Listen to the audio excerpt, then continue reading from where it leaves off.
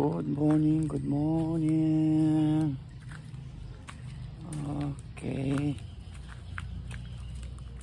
Last 3 days namin dito ang pagbisita sa Pilipinas sa mga kamag-anak namin, kapatid ng misis, yung dalawang kapatid ng babae saka isang lalaki. Last 3 days sila may nakapagpasyal dahil halos araw-araw na umulan. Yun, pumunta lang kami sa mga bukid, pasyal lang magpalay, pero wala na akong mag-time na mag-video kasi umuulan. Mababasa naman itong cellphone ko. So ngayon medyo umaraw konti, sana tuloy-tuloy maghapon para naman makalabas kami. Ay, ako. Ito yung bahay ng kapatid niyang isa. Doon kami natutulog sa kabila. Pinanggalingan ko bahay ng kapatid niyang lalaki. Doon kami kasi ito isang compound lang na malaki. May kanya-kanya silang pinaghati-hatian na konting maliit na lupa papatayo ng bahay. At kami rin napag-umisa rin magpatayo ng bahay, kaya lang hindi na po tuloy-tuloy pa dahil kulang ng budget, saka natigil dahil sa ulan. Hindi kami magpatrabaho dahil nga ito malakas ang ulan, araw-araw ang ulan. Napakadelikado naman para safety ng mga workers. So ngayon last 3 days namin, hindi ko lang alam ang schedule dahil lahat ng pupuntahan namin may schedule, kaya walang gala-gala sa mga mall, walang gala-gala kung ano-ano pa. Kaya lahat ng pupunta namin naka-schedule yan. Bago kami pa pupunta dito, naka-schedule na lahat. Kaya walang mall-mall yan, walang ano-ano pa. Naka-schedule lahat. Pati pagpunta namin doon sa La Union, ganun din, naka-schedule lahat. Kaya ito, tawag naman sila ng agahan. Yan, eat lang, breakfast. Ito, makikita nyo sa paligid, puro greenery, magaganda rito. Hindi nga sa Texas, sa Texas, masyadong dry. Buti lang daw umulan ng 4 na araw umulan, kaya eto, kaya nainggit ako doon. Ito mo, mga kahoy-kahoy. Yan, ang gaganda yan. Pag tingnan nyo paligid dito, ayun uy, daming spiderweb. Yan, paligid namin. Yan ito, paligid ng bahay-bahay nila, puro green, mga daming kahoy. May puno ng akasya. Yan ito. Tapos yung isang bahay doon sa kapatid nila isa sa California, wala nakatira na doon. Kaya yun. Yan. Ito. Yung paligid lang nila daming kahoy. Kasi nga hindi nila nilinisan dahil 2 matanda na ang nakatira. Mga matanda na, kaya wala, ginagawa lang nila pag kukontak sila ng tao na maglilinis pag masyado ng makapal, kaya ganyan na masyado makapal. Yan sila. Ganda rito, magandang hangin, fresh ang hangin, hindi gaya yung nakatira ka sa city, puro smog. Kaya mas gusto ko dito. Balak ko kasi mag-retire At dito na rin titira. At pinili ko dito kaysa dun sa amin sa La Union. Kasi medyo crowded na roon eh. Kasi konti lang naman, maliit lang naman yung lupa namin doon. Kaya pinabaya ko na lang yung yung nandoon sa mga kapatid ko, sa kayo nga pamangkin ko. Kaya dito kami na mag-umpisa. So probably pagbalik ko ng US, magpa-file ako ng retirement para next year. Next year ang balak ko mag-retire. So I'll be 62 next year, and sa trabaho ko naman mag 25 years on March. Sa Marso ang ang 25 years on service. Then ang birthday ko sa September. So September I'll be 62. Ang gagawin ko, tapusin ko the whole year next year, then saka na lang mag-retire. Yun. Yan, gaya lang sabi ko kanina na nagpapatayo rin kami ng bahay. Yan po, under construction pa lang. Kailangan pa ng bubong. Tapos sa loob, kailangan ng doors, windows, flooring niya. Dahil tag-ulan, hindi matuloy-tuloy. Yan. Buti ngayon umaraw. O meron kaming bahay kubo doon na maliit. Pinaglalagyan na ng mga materyales. Lahat. Lalo sa likod niya yung mixer. Yan. Para hindi sila mahirapan mag-mix. Para mabilis ang trabaho. Lahat ng tools dyan sa bahay kubo na yan. Siya. Pero nandito ako ngayon sa kabila, bahay ng hipag ko. Pero walang katao-tao dito ngayon. Nandito ako ngayon dahil tinitesting ko yung washer. Bumili kami ng washer para sa mga hipag ko na matatanda na. Para hindi na sila magkukusot ng labahan. Kaya testing na lang muna. Kaya ako muna maglalaba. Testing ko to. Yan o. Puro hindi permanent yan. Kaya testing lang. Gamitin ko yung water hose niya. Lahat na yan. Ayan. Ayan. Kaya ito. Naglalabada ako. Testing. Yan ha. Para naman hindi na sila mahirapan maglaba. Hindi kami ng Whirlpool na sub gamit nila naglalaba. Yan. Harapan ng bahay ng hipag ko. Ito siya oh. Yan. Meron din siyang dito, bahay kubo. Tambayan pag hapon, ganyan. Kasi mas malamig sa loob ng kubo. Ayan kami tatambay-tambay. Ayan. Oh. Masyadong na harap ng bahay niya. Marami ng puno. Ayan. Ayan. Ngayon lang umaraw ulit. Kaya hindi maglakad-lakad. Hindi kaya itong mga nakarang araw. Halos umaga hapon umuulan. At mayroon pa dito sa harap. May mangga.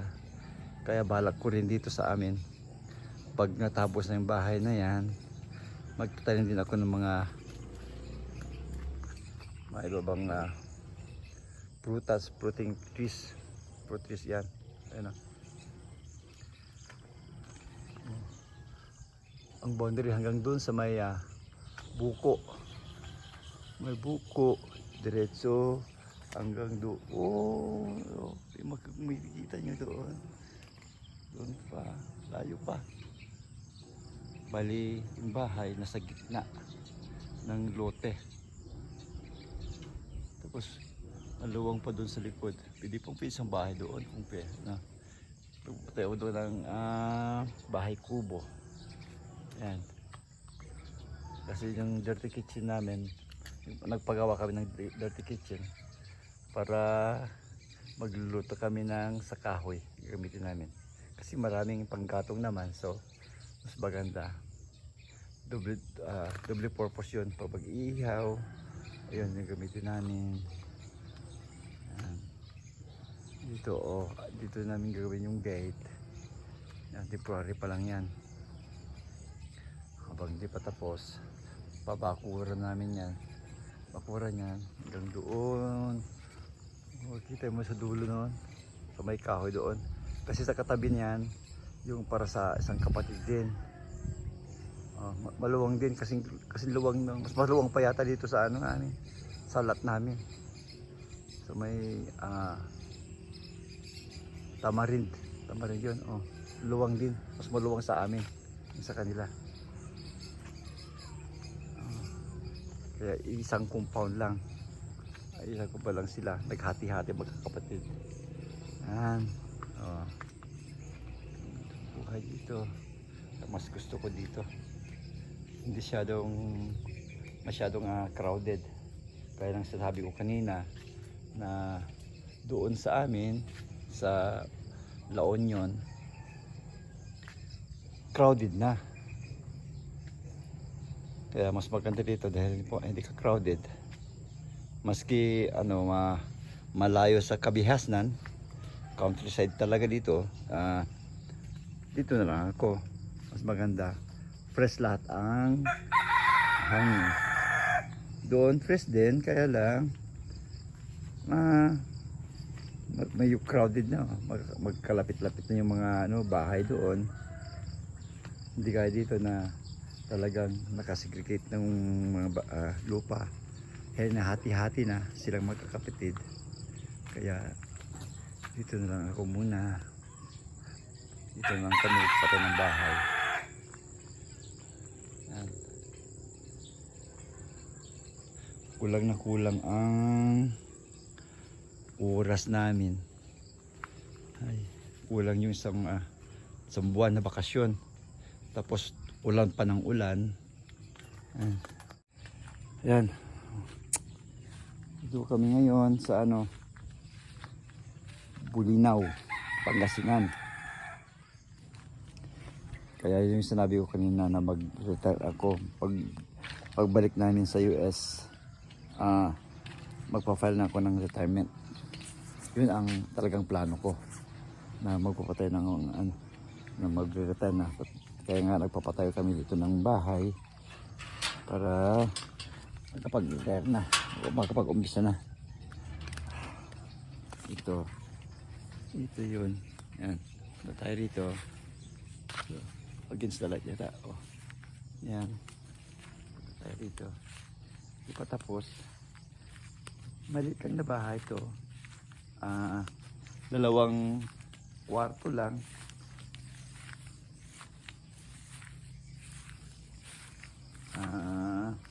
Two bedroom, 3 bath. Yan, ito yung sinasabi ko. Tapos ipasyal ko kayo. Ito pinaka garage niya. Itong banda na to, garage area. Maluwang-luwang din ng konti, tama-tama lang. Maski yung pwedeng ipasok yung maski yung kahit truck na pwede ipasok ito. Maski yung suburban pwede. Kasi siya maluwang. Tama-tama lang yung 1 car garage. Ngayon, ito namang nilakad namin. Ito, nagpagawa ako dito ng ramp. Ramp ito. Hindi hagdanan. Kasi nga, niisip ko, tumatanda na kami ni Mrs. Kung umuwi-wheelchair, kasya ang wheelchair dito. Tulak na lang. Pataas. Ayan. Bali itong banda nito, yung combination ng living, dining. Ayan. Ito ang living room, dining. Dito naman ang kitchen. Kitchen ito. Kitchen namin ito. Tapos dito namin yung mga iba-ibang spices namin dyan.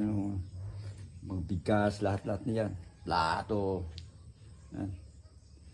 Tapos dito banda yung banyo. May banyo naman dito. Yan. Yan ang banyo. Maluwang din siya. Tama-tama lang. Tapos ito nga pala yung pagpasok. Punta tayo sa entry ng bahay. Ito yung entry ng bahay. Ito. Pakita ko sa iyo. Dito ang entry ng bahay. Pagpasok mo dito, bahay, may isang step dito. Tapos mayroon siyang bintana rito. Tapos dito banda, mayroon kaming parang lagayan ng ng mga sapatos, mga tsinelas, yan. Yan, diyan ang malalagay. Kasi one step to. Kasi dito banda, lagyan din namin ng parang ito kasi dito banda kasi indoor. Kaya dito lagyan ng parang upuan na bench. Para pagpasok mo, yun na nga. Dito na yung living room, dining room, combination yan, kitchen, yun yung bathroom. Tapos dito na yung galing ka sa garahe. Dito sa kanto na to, pasok mo dito, pupunta sa mga kwarto. Yan. Ang unang kwarto nito, ito yung unang kwarto. Maliit lang, pero okay lang naman. Yan. Tama-tama lang. Tapos ang window nito, ang pinagawa ko, meron siyang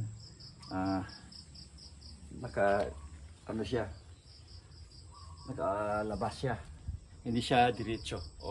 Kung makikita nyo, ito na dito nalalagay ang yung pinaka glass niya.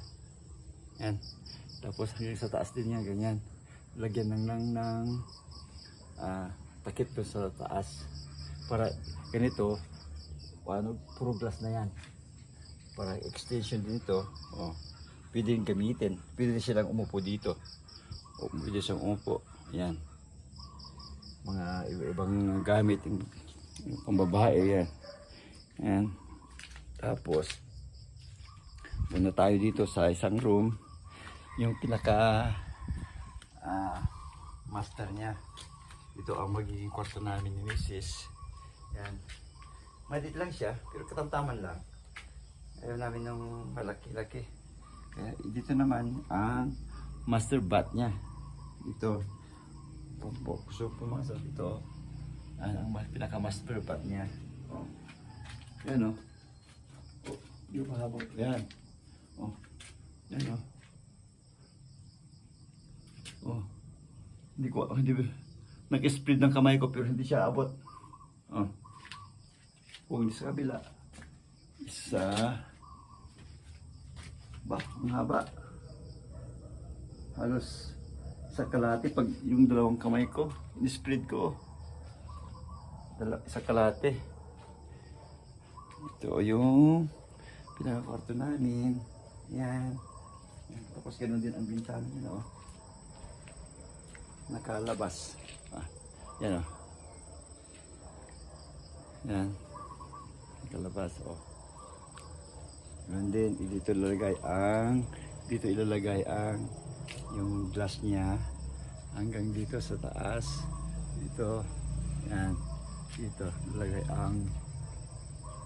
yung bintana. Malaki siya. Luluwang ang kwarto. Yan. Tapos dito sa side, na-open siya dito. Open siya na may door. May door siya dito papunta sa labas. Ayan, punta sa labas. Ganyan siya. Tapos lagyan namin dito ng railings. Railings yan. Yan, hanggang doon.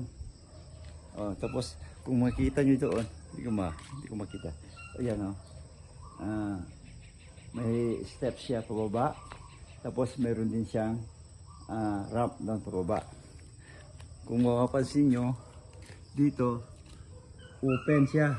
Open. Dito ang lalagay namin at ipapatag yan. Lalagyan siya ng Bermuda grass. Oh, diretso na yan. Galing dito sa likod. Tapos may yung bahay kubo doon sa harap, dito namin ilalagay. Tapos extend. Kasi pag mga hapon, pwedeng tambayan. Pagkakain kami, pwede rin yan. Yan. At tapos, dito, nagpagawa kami dito ng dirty kitchen. Yung sinasabi kong dirty kitchen. Para pwede kami maglagay ng, luto kami ng kahoy. Meron din pala siyang dito, bathroom din. Dito sa labas. Oh. Tapos, dito sa labas, pwede namin ilagay dito yung washing machine. Dito nilagay. Tapos dito, ang dirty kitchen namin. Oh. Maluwag ang dirty kitchen namin. Dito. May dito. Mayroon din siyang lababo dito. Ayan.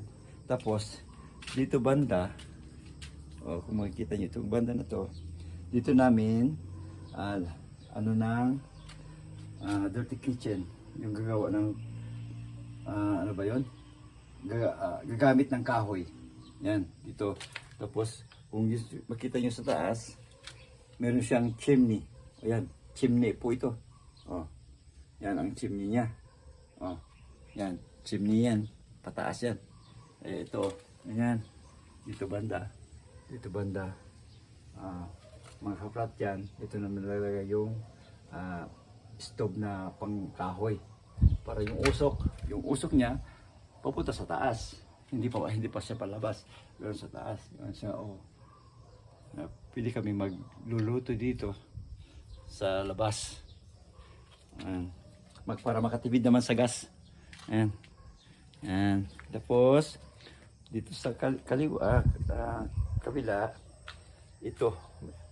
May isang kwarto dito na malaki, Sabi nila, ano daw itong kwarto na to? Sabi nila, ito ay storage namin. Kung dito namin lalagay yung mga yung mga palay o mga tools, ganun, dito namin lalagay lahat dito na. Tapos lalagyan ko rin ng mga pantaan. Punta maglalagay ng dyan, yung mga shelves niyan. Kasi dito sa baba lang naman yung sako ng mga bigas-bigas yan, mga palay. Diyan na lang ilalagay. Tapos ibang tools, dito lang naman. Kaya malawang na rin ito. Bigyan ko ito ng mga shelf din yan. Mga ibang gamit na maliliit, dito na ilalagay. Yan. Tapos mayroon din siyang bintana, window siya dito. Para hindi na makatipid lang naman ng kuryente. Pagpunta dito, at least may siya, may window siya. Maluwanag sa loob. Ayan. Ang boundary ng bahay, kung nakikita nyo yung dulo yung mga kahoy doon, dito, bago yung mga palayan, yun ang pinakalikod namin. Tapos yan, puro na yan, mga palayan. Ano naman sila dyan? Hati-hati na naman sila dyan. Makikita nyo mga yan, puro palayan. Pero kay Mrs., malayo Tika, balik natin para makita. Yan, yung umpisa ng hati-hatian nila hanggang dyan silag yan. Yan, fountain na yan. Papunta doon. Yung mga residential area na Pinaghati-hatian hanggang doon sa, kung nakikita nyo yun, kawayan na yun, yung kawayan na yan, kawayan na yan, yung malayo na kawayan na yan, doon. Tapos yan, hati-hati na yan, hati-hati sila magkakapatid. Ang parte ng Mrs. kung nakikita yung yan na coconut. Tapos ang pinaka pulo naman dito yan na mismo. Kung anong tinuturo ko, yan ang ano niya, boundary niya, yan hanggang doon sa ito na yan, itong nyug na to, yan ang sa kanya. Papunta naman doon sa harap. Yan, gaya ng sinabi ko kanina, yan ang umpisa ng dulo ng property namin na para kay Mrs.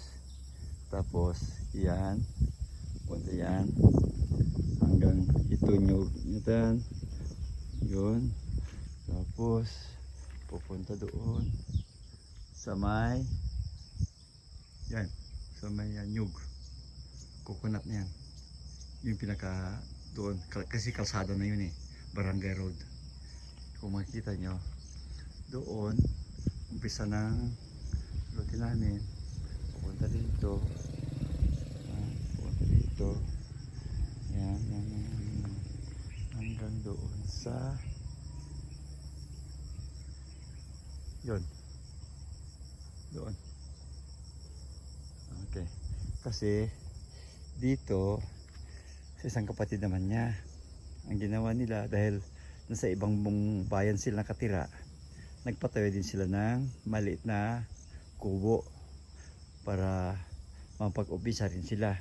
Kaya ito, nilinis din nila ito, nagtanim din sila ng mga mangga, nagtanim sila ng nyug, nagtanim din sila ng yung may ano yan, mga gulay-gulay ganyan, para makapag-umpisa din ng na malinisan itong property nila. Yan, pinaghati-hatian.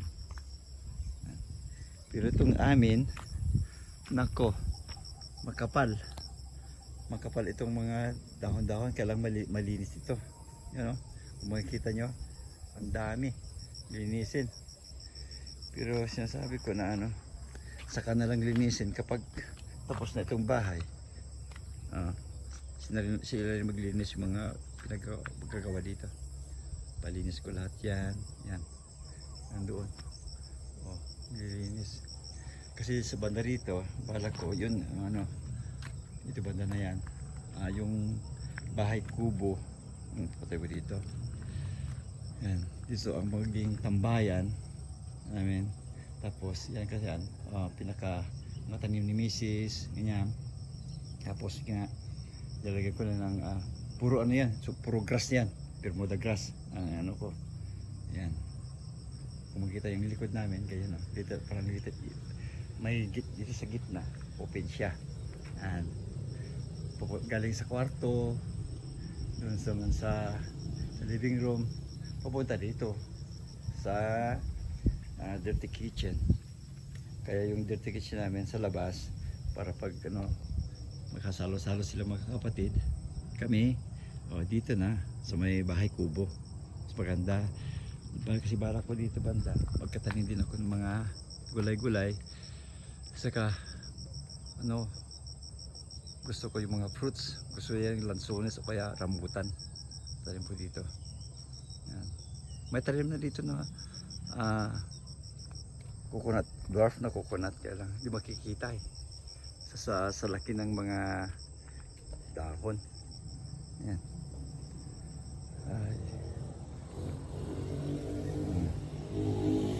Yan ang bahay.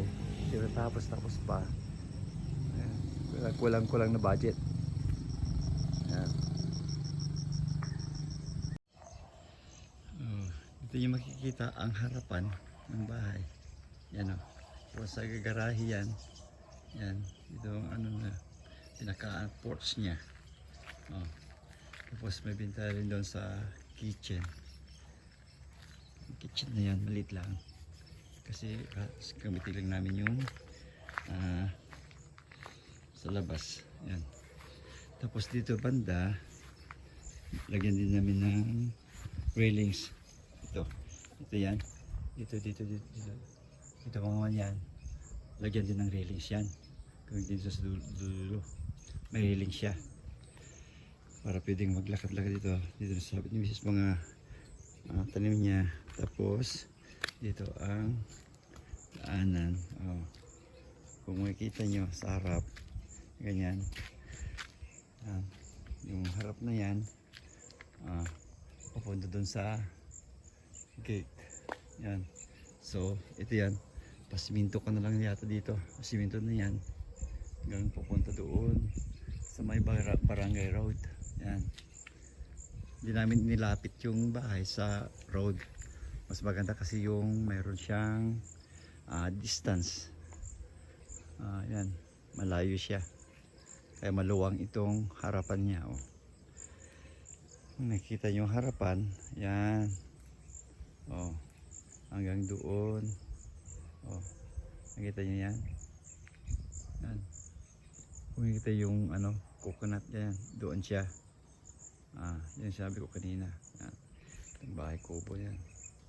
Puro mga tools yung mga dyan. Mga gamit. Sa loob ng bahay kubo na yan. Yan. Tapos dito sa harap na to,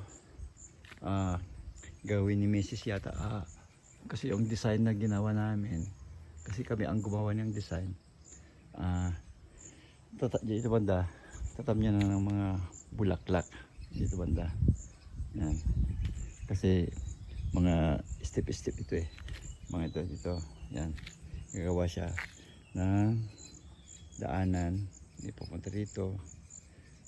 Dyan, dyan, banda dyan, mga halaman niya yan, landscape namin yan, tapos lahat yan, tapos sa gilid ng bakod na ate, kapatid din ni Mrs.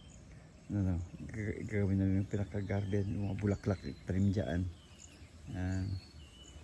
Yan, kasi yan ang garahe nila. Yan. So tanam nila yan, mga bulaklak hanggang doon sa dulo. Yan. Tapos yung gate gusto malaki lang. Tapos yung mga madridi kakao, kaya na lang dyan, palaki na lang. Tapos babakod ulit kami diyan. Yan doon. Diretso na doon. Tapos ito ko na lang, araro ko na lang to para maano yung mga damo-damo. Papalitan namin ng lupa. Yan, lahat yan. Tatamnan ng Bermuda grass para yung malinis siya.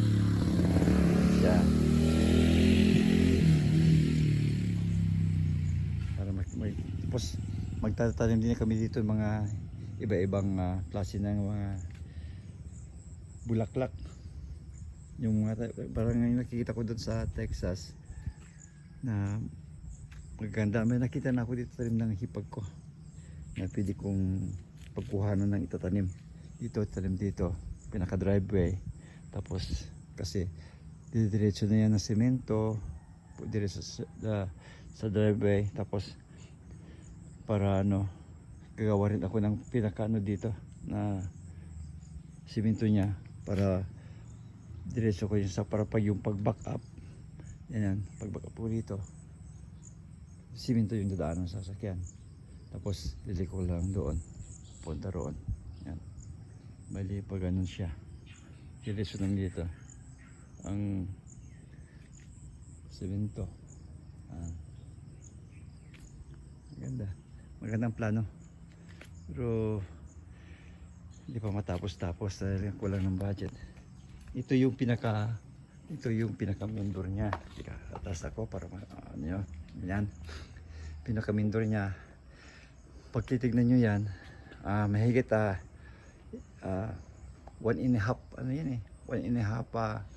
meters. So dito sa banda meron din siyang maliit na window pataas hanggang sa dulo pababa hanggang dito sa floor. Meron siyang glass Then dito na siya yung main door. Isang door lang para yung para pag may tao, makikita mo yung tao kung sino yung kumakatok. Tapos dito naman sa bintana, makikita mo rin kung sino yung tao dito. Yan. Yan. Tapos doon din sa may kabila, may bintana pa din doon. Yun. Yan. Parang design na rin yan. Ayan. Ayan siya. Ito pong tingnan nyo. May isang step pa doon. Doon ilalagay yung mga, nilagay kami ng mga paglagyan ng mga sapato, tsinelas. Kasi nga, yung mong iwasan sa probinsya, yung madumi. Ayaw namin, alam mo, ayaw niya yung madumi ng kaya ito namin nilagay. Pero itong aming floor na to, ang balak namin, hindi siya tiles o kung ano naman. Ang gawin namin, pure na semento. Wala siyang tiles.